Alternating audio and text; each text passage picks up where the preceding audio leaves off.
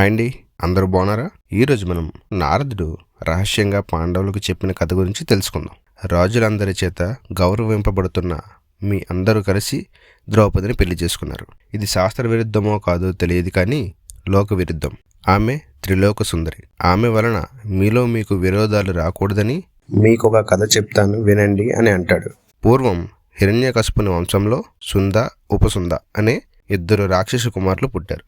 వారిద్దరూ బ్రహ్మదేవుని గురించి కఠోర తపస్సు చేయగా బ్రహ్మ ప్రత్యక్షమై ఏం కావాలో కోరుకోండి అని అడుగుతాడు. దేవా, మేము కోరుకున్న రూపాల్లోకి మారిపోవాలి, కోరుకున్న చోటుకి వెళ్ళిపోవాలి, ఎవరి చేతిలో చావకుండా వరం కావాలని అడుగుతారు. అప్పుడు బ్రహ్మ చావును మినహాయించి మిగిలిన వరాలన్నీ ఇస్తాడు. మరుక్షణం నుండి ఇహపర లోకాల్లో అందరినీ నానా హింసలకు గురి చేయడం మొదలు పెడతారు. వారి కోరికలు నెరవేరినందుకు రాక్షసులు జరుపుకునే కౌముది ఉత్సవాలు జరుపుకోవాలని అనుకుంటారు. కానీ ఇది సరైన కాలం కాకపోయినా దానికి అకాల కౌముది ఉత్సవాలను పేరు పెట్టి సంబరాలు జరుపుకుంటారు. ఇదంతా చూస్తున్న దేవతలందరూ కలిసి బ్రహ్మ వద్దకు వెళ్ళి, వీరి హింసలకు హద్దు లేకుండా పోయింది, మీరే ఏదైనా ఉపాయం చెప్పండి అని మొరపెట్టుకుంటారు. దానికి బ్రహ్మ వెంటనే విశ్వకర్మను పిలిపించి ఒక అందమైన మహిళను సృష్టించి వారి వద్దకు పంపించి ఆమె అందంతో వాళ్ళలో వాళ్ళే కొట్టుకు చచ్చేటట్లు చేయమని చెప్తారు.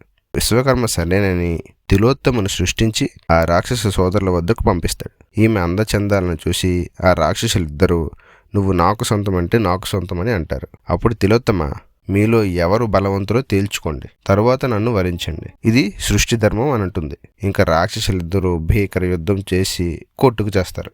ఈ విధంగానే మీరు కూడా స్త్రీ వ్యామోహంలో పడి మీలో మీరు విరోధులు కాకూడదని నారదుడు పాండవులతో ఈ కథ చెప్తాడు. ఇది విన్న పాండవులు ద్రౌపది ఒక్కొక్క సంవత్సరం ఒక్కొక్కరి దగ్గర ఉంటుందని, ఈ నిర్ణయాన్ని అతిక్రమించిన వారు 12 మాసాల తీర్థయాత్రలకు వెళ్ళిపోవలసి ఉంటుందని ప్రమాణం చేసుకుంటారు. కొంతకాలానికి ఒక బ్రాహ్మణుడు ఏడుస్తూ అర్జునుడి వద్దకు వచ్చి, నా ఆవులను దొంగలు దొంగలించుకుపోతున్నారు, నువ్వే వాటిని విడిపించి నాకు అప్పచెప్పాలని వేడుకుంటాడు. కానీ అర్జునుడికి వెళ్ళాలని ఉన్న తన ధనస్సు ధర్మరాజు ఇంట్లో ఉందని, వెళ్తే అక్కడ ద్రౌపది ఉంటుందని ఏం చేయాలో అని సతమతమైపోతుంటాడు.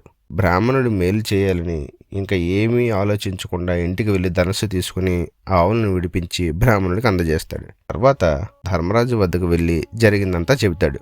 అప్పుడు ధర్మరాజు, అర్జున, నువ్వు చేసింది లోకాంగీకారం, దేనికి నువ్వు విచారించాల్సిన అవసరం లేదు అని అంటాడు. అప్పుడు అర్జునుడు, ధర్మరాజా, కారణంగా వచ్చిన లోకనిందైనా మనం తొలగించాలి కదా, అలాంటప్పుడు మనలాంటి వారు ఏదో ఒక ధర్మాన్ని సాకుగా చెప్పి తప్పించుకోవడం సరికాదు, నేను మనం నిర్ణయించుకున్న ప్రకారం తీర్థయాత్రలకు వెళ్తానని అంటాడు.